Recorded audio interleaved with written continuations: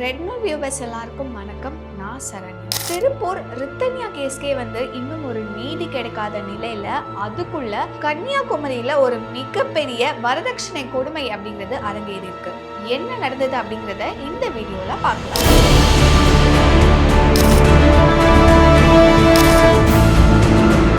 பிரேவ்மென் pictures வழங்கும் அனலரசு தயாரிப்பில் சாம் CS இசையில் சூர்யா சேதுபதி நடிக்கும் பீனிக்ஸ் ஜூலை 4 முதல் உங்கள் அபிமான திரையரங்குகளில். அறுவை சிகிச்சையில் குணம் இது ஆயுட்கால நிவாரணம். டாக்டர் ஸ்ரீவர்மாஸ்.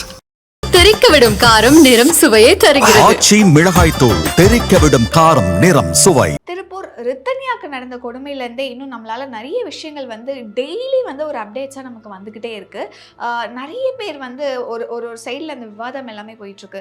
சரி, ஏன் ரித்தன்யா இந்த ஒரு டெசிஷன் எடுத்தாங்க, இதுக்கு காரணம் இவங்களோட பேரண்ட்ஸ் தான், இல்லை இதுக்கு காரணம் கவினோட பேரண்ட்ஸ் தான் அப்படின்னு சொல்லிட்டு ஏகப்பட்ட விவாதங்கள் இன்னுமே போயிட்டு தான் இருக்குது. இதுக்கு ஏற்ற மாதிரி நேற்றுமே சில சிசிடிவி ஃபுட்டேஜஸ்லாம் ரிலீஸ் ஆயிருந்தது. ஸோ அதில் பார்க்கும்போது முன்னுக்கு பின் முரண்ற மாதிரி ஏகப்பட்ட விஷயங்கள். ஒரு பக்கம் நமக்கு கிடைச்ச தகவல்களுக்கும் அங்கே அந்த சிசிடிவி ஃபுட்டேஜில் பார்க்குறதுக்குமே நிறைய டிஃப்ரென்ஸ் நம்மளால் ஃபீல் பண்ண முடியுது. ஸோ ஏற்கனவே ரித்தன்யா அவர்கள் மொண்டி பெருமாள் கோயிலுக்கு போயிருந்தாங்க. ஸோ அங்கேருந்து வரும்போது தான் இந்த ஒரு தவறான முடிவை எடுத்துட்டாங்க அப்படின்னு நம்ம கேள்விப்பட்டிருந்தோம். ஆனால் அந்த சிசிடிவி ஃபுட்டேஜஸ் எல்லாம் நம்ம பார்க்கும்போது அவங்க அந்த மொண்டி பெருமாள் கோவிலுக்கே போகலை. அங்கே போகிற வழியில் தான் இந்த ஒரு விபரீத முடிவை எடுத்துட்டாங்க அப்படிங்கிற மாதிரி சில திடுக்கிடும் தகவல்கள்லாம் அந்த சிசிடிவி ஃபுட்டேஜஸ் பார்க்கும்போது நமக்கு தெரிய வருது. இந்த மாதிரி இன்னும் அந்த கேஸ்க்கே ஒரு நீதி அப்படிங்கிறது கிடைக்கல இப்போ வரைக்கும். ஸோ அப்படி இருக்க நிலையில 2 நாளைக்கு முன்னாடி கன்னியாகுமரியில ஒரு மிகப்பெரிய வரதட்சணை கொடுமை அப்படிங்கிறது அரங்கேறி இருக்கு. அதுல பாதிக்கப்பட்ட அந்த பெண் தூக்கிட்டு தற்கொலையும் செஞ்சிருக்காங்க. ஸோ இதுக்கு பின்னாடி இருக்கக்கூடிய பின்னணி என்ன அப்படிங்கிறத பார்க்கலாம். கன்னியாகுமரி மாவட்டம் திக்கணம்கோடு பகுதியை சேர்ந்தவங்க புஷ்பலதா. இவங்களுடைய மகள் தான் ஜெபிலா மேரி. ஸோ இவங்களோட வயசு 26. பிஎஸ்சி நர்சிங் முடிச்சுட்டு அவங்க வீட்டு பக்கத்தில் இருக்கக்கூடிய ஒரு ஹாஸ்பிட்டலில் நர்ஸாக வேலை பார்த்துட்டு இருக்காங்க. அதே கன்னியாகுமரி மாவட்டம் மேல்மிடாலம் பகுதியை சேர்ந்தவர் நிதின்ராஜ். இவரோட வயசும் 26. இவர் ஒரு மெக்கானிக்கல் இன்ஜினியரிங் முடிச்சுட்டு ஒரு இன்ஜினியராக ஒர்க் பண்ணிட்டு இருக்காரு.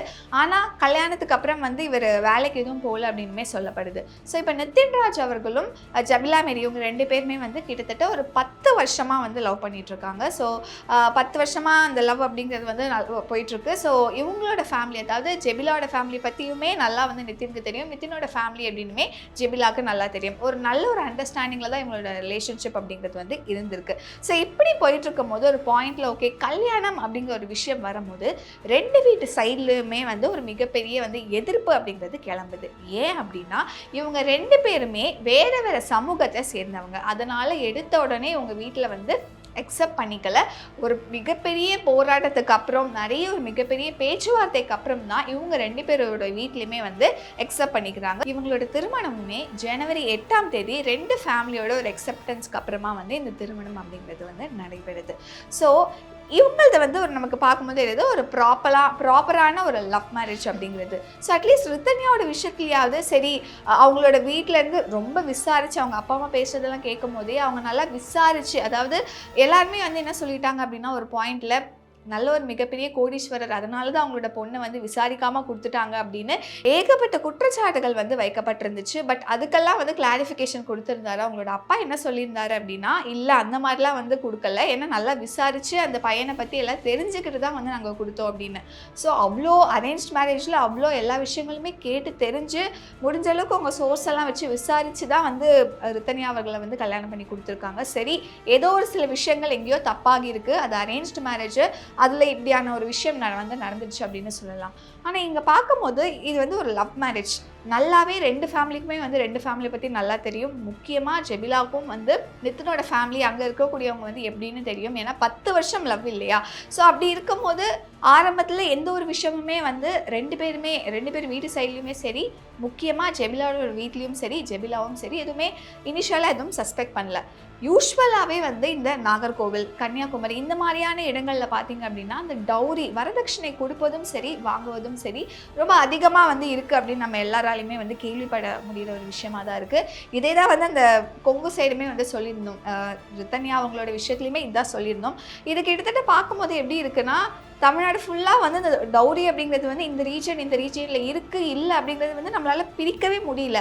காமனாக அது ஒரு சிட்டிஸ்லேயுமே இருக்குது, கிராமங்கள்லையுமே இருக்குது, இந்த மாதிரியான மற்ற ஊர்கள்லையுமே இருக்குது. கிட்டத்தட்ட இப்போ பார்க்கும்போது இந்த டவுரி அப்படிங்கிறது இல்லை அப்படின்னே நம்ம யாராலையும் சொல்ல முடியாது. ஏன்னா ரீசெண்டாக நிறைய இந்த விவாத மேடைகள்லாம் ஈஸியாக ஒரு விஷயத்த சொல்லிடுறாங்க. இப்போல்லாம் என்னப்பா 2025 இருக்கோம், எல்லாம் டெவலப் ஆகிடுச்சு பயங்கரமாக, இப்போ டவுரிங்கிறதுலாம் இல்லை, இருக்குது, ரொம்ப கம்மி தான் அப்படின்னு சொல்கிறாங்க இல்லையா. ஆக்சுவலாக அவங்க எல்லாருக்குமே நம்ம தெளிவுபடுத்தணும், இன்னும் அந்த விஷயம் அப்படிங்கிறது மாறலை. நிறைய இடங்கள்ல நிறைய விஷயங்கள் இந்த மாதிரி நடந்துட்டு தான் இருக்குது. இந்த மாதிரி நியூஸில் நமக்கு வெளியே வரும்போது தான் இன்னும் நடந்துட்டுருக்கு அப்படிங்கிறது வந்து நமக்கு தெரிய வந்துட்டுருக்கு. அதுலேயுமே இந்த டவுரி சிஸ்டமில் இப்போ என்ன தெரியுமா மாறி இருக்கு, நிறைய பேர் வாய் விட்டு கேட்கறது இல்லை. நீங்கள் எங்களோட பையனுக்கு வந்து இவ்வளோ செய்யுங்க, இல்லை என் பொண்ணுக்கு இவ்வளோ செய்யுங்க அப்படின்னு யாரும் கேட்கறது இல்லை. ஒரு ஃபேஷன் ஸ்டேட்மெண்ட் மாதிரி இந்த ஒரு ஸ்டேட்மெண்ட் சொல்லிடுவாங்க. உங்கள் பொண்ணுக்கு நீங்கள் என்ன ஆசைப்படுறீங்களோ நீங்களாக பார்த்து போடுங்க, இல்லை உங்கள் பையனுக்கு நீங்கள் என்ன கொடுக்கணும்னு நினைக்கிறீங்களோ நீங்களாக பார்த்து கொடுங்க. இது வந்து ஒரு ஃபேஷன் ஸ்டேட்மெண்ட் மாதிரி, ஒரு மாடர்ன் வெர்ஷன் ஆஃப் ஒரு டவுரி கேட்கறதுக்கான ஒரு மாடர்ன் வெர்ஷன் மாதிரி ஆயிடுச்சு. ஸோ ஜெபிலா அவர்களுடைய விஷயத்துலையுமே வந்து இந்த டவுரி டிமாண்ட் அப்படிங்கிறது வந்து வைக்கப்பட்டிருக்கு.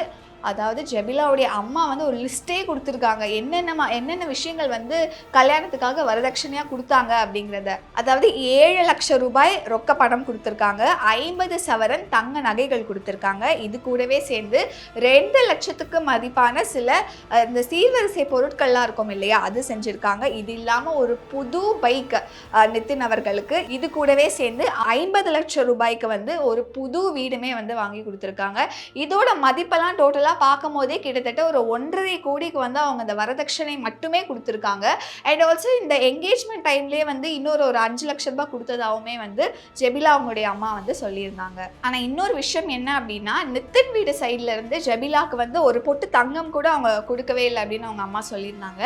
அண்ட் ஆல்சோ இவங்களும் எல்லார் மாதிரி தான் யோசிச்சிருக்காங்க, சரி நிறைய நல்லா நம்ம வந்து செஞ்சு நம்மளோட பொண்ணுக்கு வந்து போட்டு அனுப்புகிறோம் கல்யாணத்துக்கு அப்புறம் அப்படின்னா கண்டிப்பாக போகிற இடத்துல என் பொண்ணுக்கான அந்த ஒரு மரியாதை கௌரவம் அப்படிங்கிறதுமே இருக்கும், நல்லபடியாக நடத்தப்படுவாங்க அப்படிங்கிற மாதிரி எல்லாரும் யோசிக்கிற மாதிரி தான் வந்து ஜெபிலா அவங்களோட அம்மாவுமே யோசிச்சிருக்காங்க. இன்னொன்று, இது லவ் மேரேஜ்க்கு வந்து அவங்க ஒத்துக்கிட்டதே பெருசு.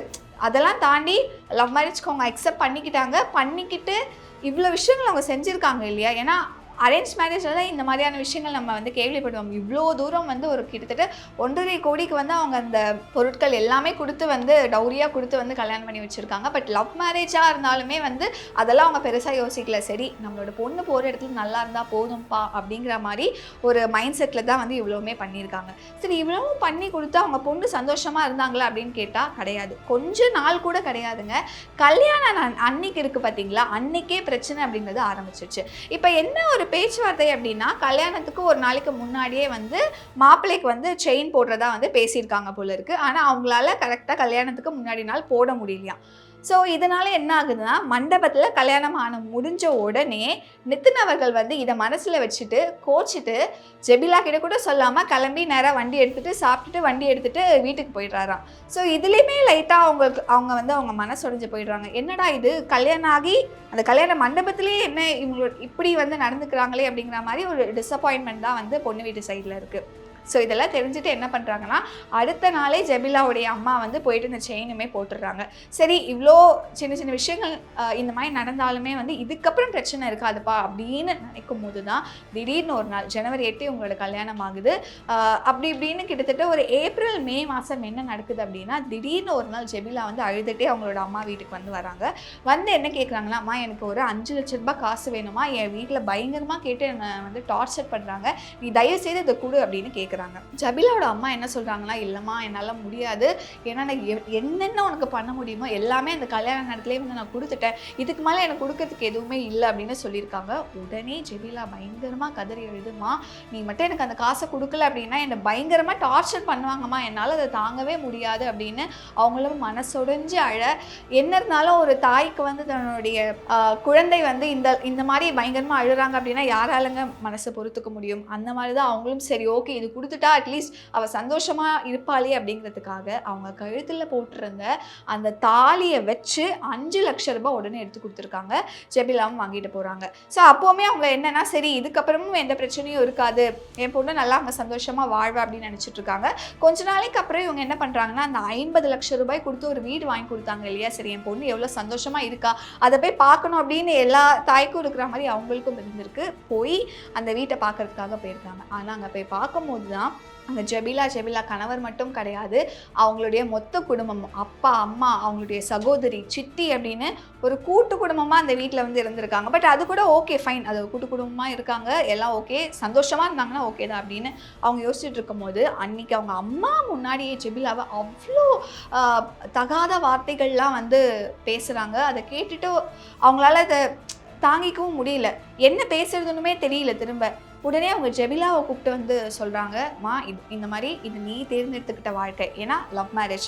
ஸோ நீ வந்து இந்த வாழ்க்கையை நீ தேடிக்கிட்ட, அதனால் கண்டிப்பாக இந்த மாதிரி சின்ன சின்ன விஷயங்கள் வந்து ஆரம்பத்தில் இருக்க தான் செய்யும், நீ தான் அட்ஜஸ்ட் பண்ணிட்டு போகணுமா, எதுவும் கோவலாம் படாத, கேட்டுக்கிட்டு கொஞ்சம் நிதானமாக நடந்துக்கோ அப்படின்னு சொல்லிட்டு அவங்க வந்து யூஸ்வலி எல்லா அம்மாவும் என்ன சொல்லுவாங்க இனிஷியலாக, இது ஒரு டேக்லைன் நாங்கள் கிட்டத்தட்ட கல்யாணம் ஆகி அதை லவ் மேரேஜோ அரேஞ்ச் மேரேஜோ இந்த மாதிரி ஸ்டார்டிங்கில் நீ வந்து இன்னொருத்தவங்க வீட்டுக்கு போகிற அப்படின்னா அங்கே இந்த மாதிரியான சூழ்நிலை தான் இருக்கும், நீ தான் அட்ஜஸ்ட் பண்ணிட்டு போகணுன்னு எல்லா பெண்களும் எல்லா அம்மாவுமே வந்து தன்னோட பெண் குழந்தைக்கு சொல்கிறது தான் இவங்களுமே சொல்லியிருக்காங்க. அதுவும் லவ் மேரேஜ் சொல்லவா வேணும், நீயா தேடிக்கிட்ட வாழ்க்கை அப்படின்ற ஒரு வார்த்தை அங்கே ஆல்ரெடி வந்துருச்சு. ஸோ அப்படி இருக்கும்போது பட் அவங்க கொஞ்சம் ரெஸ்பான்சிபிளாக தான் சொல்லியிருக்காங்க பொண்ணுக்கிட்டேயுமே. ஸோ அவங்களுமே என்ன சொல்கிறாங்க அப்படின்னா, சரிம்மா நான் பார்த்துக்கிறேன், நான் தைரியமாக இருக்கேன், கண்டிப்பாக இதுலேருந்து நான் ஜெயிச்சு வந்துடுவேன், நான் பார்த்துக்கிறேன் அப்படின்னு ரொம்ப பாசிட்டிவாக தான் பேசியிருக்காங்க. ஸோ அதுக்கப்புறம் அப்படியே உங்களோட வாழ்க்கை அப்படியே போயிட்டே இருக்குது. ஸோ ஒரு 2 நாளைக்கு முன்னாடி பார்த்தீங்க அப்படின்னா அவங்க டியூட்டி முடிச்சுட்டு நர்ஸாக ஒர்க் பண்ணிகிட்ருக்காங்க. டியூட்டி முடிச்சுட்டு ஒரு 8-8:30 மணி அளவில் வீட்டுக்கு வந்துடுறாங்க. வந்து ரெஸ்ட் எடுத்துகிட்டு இருக்காங்க அப்படின்னு வந்து அவங்களோட கணவர் நினச்சிட்டு இருக்காரு. திடீர்னு வந்து அவர் வந்து டோரை ஓப்பன் பண்ணி பார்க்குறாரு. பெட்ரூம் ஓப்பன் பண்ணால் அவங்க வந்து தூக்கிட்டு தற்கொலை செஞ்சுருக்காங்க. ஸோ இந்த ஒரு நியூஸ் அப்படிங்கிறது வந்து 12 மணி போல் நிதின் அவர்கள் வந்து ஜெபிலாவோட அம்மாவுக்கு ஃபோன் பண்ணி சொல்லியிருக்காங்க. ஆனால் அவங்க சொன்ன விதம் அப்படிங்கிறது வந்து எப்படி இருந்திருக்கு அப்படின்னா, கால் பண்ணி ரொம்ப நக்கலாக உங்களோட பொண்ணு வந்து இந்த மாதிரி சூசைட் பண்ணிக்கிச்சு, ஹாஸ்பிட்டல் கூட்டிகிட்டு வந்திருக்கோம், அது இறந்துச்சு அப்படின்னு சொல்லிட்டு ரொம்ப கேஷுவலாக ரொம்ப நக்கலாக வந்து அந்த ஒரு விஷயத்த வந்து அவர் சொல்லியிருக்காராம். இது கேட்டோடனே அவங்களுக்கு பதறி போய் நேராக ஹாஸ்பிட்டல் கிளம்பி வந்திருக்காங்க. அங்கே அந்த பொண்ணோட நிலையை பார்க்கும்போது ஒரு தாயாக அவங்களால அதை தாங்கிக்கவே முடியல, பயங்கரமாக கதறி அழுறாங்க. ஆனால் அங்கே அவங்களுக்கு ஒரு சந்தேகம் ஏற்படுது. ஏன்னா அவங்க கடைசியாக அவங்க வீட்டுக்கு போயிட்டு வந்ததுக்கு அப்புறமாவே சில பிரச்சனைகள் வந்து அந்த வீட்டில் போயிட்டுருக்கு அப்படிங்கிற மாதிரி கேள்விப்படுறாங்க. ஸோ ஏதோ என்னோட பொண்ணு இவங்க தான் பண்ணியிருக்காங்க. ஏன்னா கடைசியாக பார்க்கும்போதும் சரி, ஃபோனில் பேசும்போதும் சரி, இந்த மாதிரியான ஒரு முடிவு எடுத்துக்கிறதுக்கான எந்த ஒரு சூழ்நிலையோ இல்லை எந்த ஒரு விஷயமுமே அவங்க சஸ்பெக்ட் பண்ணல, ரொம்ப பாசிட்டிவாக தான் பேசியிருக்காங்கன்னும் போது திடீர்னு இந்த மாதிரி ஒரு முடிவை எடுக்கிறாங்க அப்படின்னா கண்டிப்பாக அவங்க வீட்டில் இருக்கவங்க தான் அவளை அடித்து வந்து ஏதோ பண்ணியிருக்காங்க அப்படின்னு அவங்க சஸ்பெக்ட் பண்ணிட்டு நேராக போயிட்டு நிதினோட வீட்டில் பார்க்குறாங்க. ஆனால் அவங்க பார்க்கும்போது ஜெபிலா அவர்கள் தற்கொலை செஞ்சுக்கிற மாதிரி எந்த ஒரு விஷயமுமே அவங்களுக்கு வந்து தென்படலை. அண்ட் ஆல்சோ போலீஸ் அவங்களோட இன்வெஸ்டிகேஷன்லையுமே அது பார்க்கும்போது அங்கே வந்து ஒரு 8 பேஜுக்கு ஒரு லெட்டர் வந்து எழுதியிருக்காங்க ஜெபிலா. ஸோ அதில் என்ன மென்ஷன் பண்ணியிருந்தாங்க அப்படின்னா, என்னுடைய இந்த ஒரு முடிவுக்கு காரணம் என்னோட கணவரோ இல்லை என்னோட கணவருடைய குடும்பத்தை சேர்ந்தவங்களோ இல்லை, நான் வந்து லவ் மேரேஜ் என்னோட கணவரோட நான் எப்படியெல்லாம் இருக்கணும், என்னோட கணவரோட வீடு எப்படிலாம் இருக்கும் அப்படின்னு சொல்லிட்டு நான் ஒரு எக்ஸ்பெக்டேஷன் வச்சுருந்துருப்பேன் இல்லையா, அந்த மாதிரி இந்த வீடு இல்லை அப்படிங்கிறத மாதிரி மென்ஷன் பண்ணி 8 பக்கத்துக்கு வந்து ஒரு லெட்டர் எழுதி வச்சுட்டு தான் அவங்க இந்த ஒரு முடிவை வந்து எடுத்திருக்காங்க. ஸோ இதுக்கப்புறம் வந்து இந்த முதற்கட்ட ஆய்வில் என்ன தெரிய வந்திருக்கு அப்படின்னா, ஜெபிலா அவங்களுடைய கழுத்தில் வந்து அந்த தூக்கு போட்டதுக்கான ஒரு காயம் இருக்குது. அதே மாதிரி தோள் பட்டையில் வந்து ஒரு விரல் பதிஞ்சா மாதிரி, இப்போ யாராவது அடித்தா எப்படி இருக்கும் இல்லையா, அந்த மாதிரி விரல்கள் பதிஞ்சா மாதிரி ஒரு மார்க் அப்படிங்கிறது வந்து இருக்குது அப்படிங்கிறது வந்து அந்த ஃபர்ஸ்ட் இன்வெஸ்டிகேஷன் அப்படிங்கிறதுல வந்து தெரிய வந்திருக்கு. ஸோ ஆனாலுமே ஜெபிலா வீட்டு சைடில் அவங்களோட அம்மாவாக இருக்கட்டும், அவங்களுடைய உறவினர்களாக இருக்கட்டும், எல்லாரும் என்ன சொல்கிறாங்கன்னா, கண்டிப்பாக இதில் ஏதோ ஒரு விஷயம் இருக்குது, ஏன்னா என் பொண்ணு அந்த மாதிரியான ஒரு டெசிஷன் எடுக்க மாட்டா, ரொம்ப ஸ்ட்ராங்காக தான் இருந்தா, கண்டிப்பாக கணவரும் கணவரோட குடும்பத்தாரும் சேர்ந்து தான் வந்து ஏதோ ஒன்று பண்ணி என்னோட பொண்ணை வந்து இந்த மாதிரி பண்ணியிருக்காங்க அப்படின்னு அவங்க சைடுமே வந்து அவங்களுடைய கஷ்டத்தை வந்து சொல்லிட்டு இருந்தாங்க. அண்ட் ஆல்சோ வந்து அவங்களுடைய உடல், அதாவது ஜெபிலாவுடைய உடலை வந்து வாங்க மாட்டோம் அப்படின்னு சொல்லிட்டு உறவினர்கள் எல்லாருமே வந்து ஒரு போராட்டம் மேற்கொண்டாங்க. ஆனால் போலீஸார் வந்து இதை கரெக்டாக இன்வெஸ்டிகேட் பண்ணி கண்டிப்பாக தவறு யார் மேலேயோ, கணவராக இருந்தாலும் சரி, கணவருடைய குடும்பமாக இருந்தாலும் சரி, நாங்கள் வந்து கைது செஞ்சு கண்டிப்பாக இன்வெஸ்டிகேஷன் அப்படிங்கிறத வந்து ரொம்ப ஹானஸ்ட்டாக அதை நாங்கள் பண்ணுவோம்.